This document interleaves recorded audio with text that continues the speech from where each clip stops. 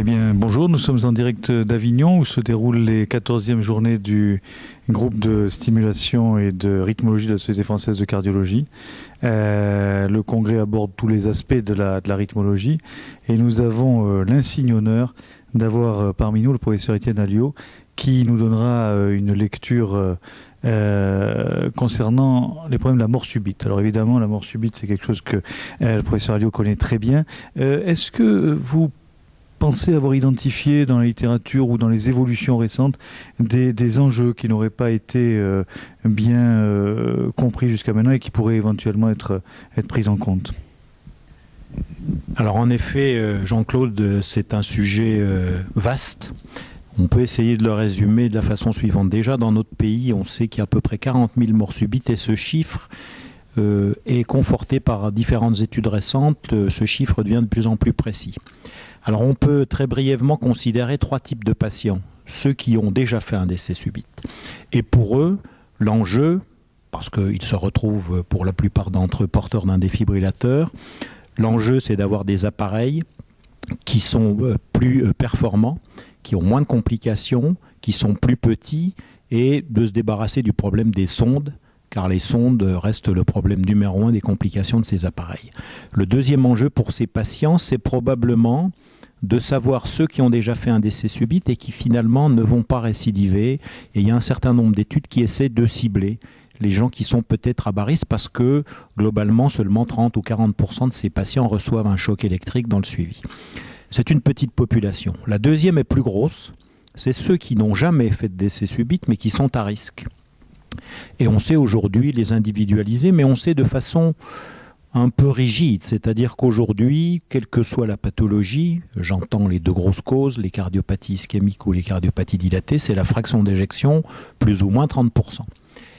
Et c'est probablement un mode de stratification qui n'est pas bon, parce que parmi ceux qu'on implante, certains n'auront jamais de choc, mais surtout, parmi ceux qu'on n'implante pas parce qu'ils ont une fraction d'éjection nettement au-dessus de ça, voire presque normale, eh bien, il y en a un certain nombre qui décèdent et en nombre absolu, eh bien, ils sont plus nombreux que les précédents.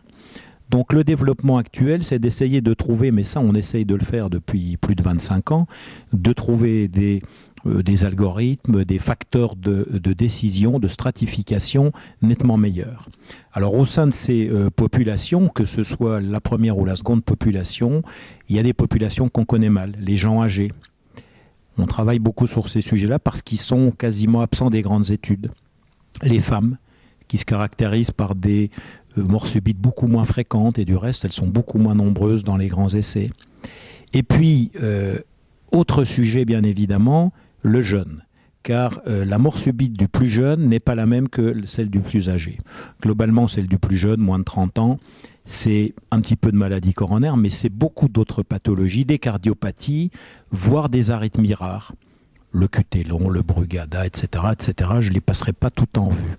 Et là, peut-être un des progrès à imaginer dans notre pays, c'est peut-être que tous les patients qui font un décès subit et qui ne vont pas à l'hôpital parce qu'ils décèdent sur place, qui aujourd'hui, finalement, ne permettent pas à leur famille de bénéficier d'un bilan, parce que finalement, ils tombent aux mains des pompes funèbres, malheureusement, et pas du SAMU, eh bien, c'est d'essayer de faire avec le SAMU et avec les gens qui s'occupent des morts subites hors de l'hôpital, de faire un screening de toutes ces familles qu'on ne connaît pas et qui ne savent pas qu'ils sont à risque. Et puis le troisième groupe, et je terminerai sur ce troisième groupe parce que c'est dans le chiffre absolu le plus important, c'est toi et moi, c'est la population en général qui n'a jamais fait d'arrêt cardiaque ou qui n'a pas de maladie connue. Et pourtant, même si le risque est plus faible que pour les autres, eh bien, en nombre absolu, c'est ceux-là qui décèdent le plus. Et là, plusieurs choses. Premièrement, la chaîne de survie s'est mise en place. Elle est bonne, mais elle n'est pas suffisamment bonne. Et on voit qu'il y a des grosses différences dans nos régions. Et il y a un travail très récent qui a été fait sur la mort subite pendant l'exercice, qui montre qu'on arrive aujourd'hui dans certaines régions de France à récupérer vivants avec sortie de l'hôpital des gens qui font un décès subit pendant l'exercice, c'est-à-dire dans la forêt, en courant, etc. 40% peuvent être récupérés. Dans d'autres régions de France, c'est toujours 2%. Donc clairement, il y a un progrès à faire d'éducation de la population, de formation aux gestes qui sauvent.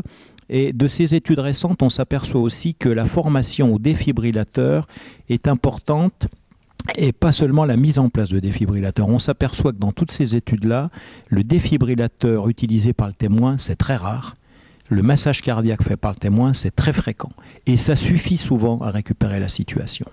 Et puis un dernier point, bien évidemment, qu'on ne peut pas ne pas évoquer, qui est également l'avenir de la stratification du risque, c'est la génétique.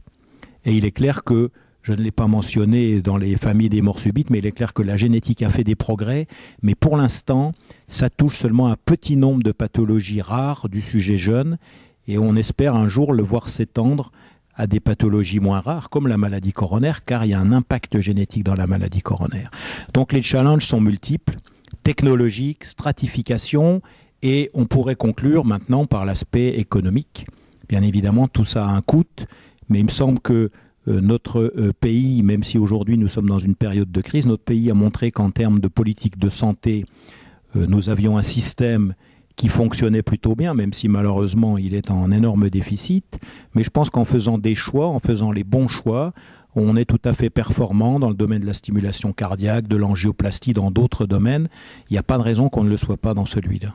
Merci beaucoup pour ce survol très averti des problèmes qui concernent la mort subite. Merci.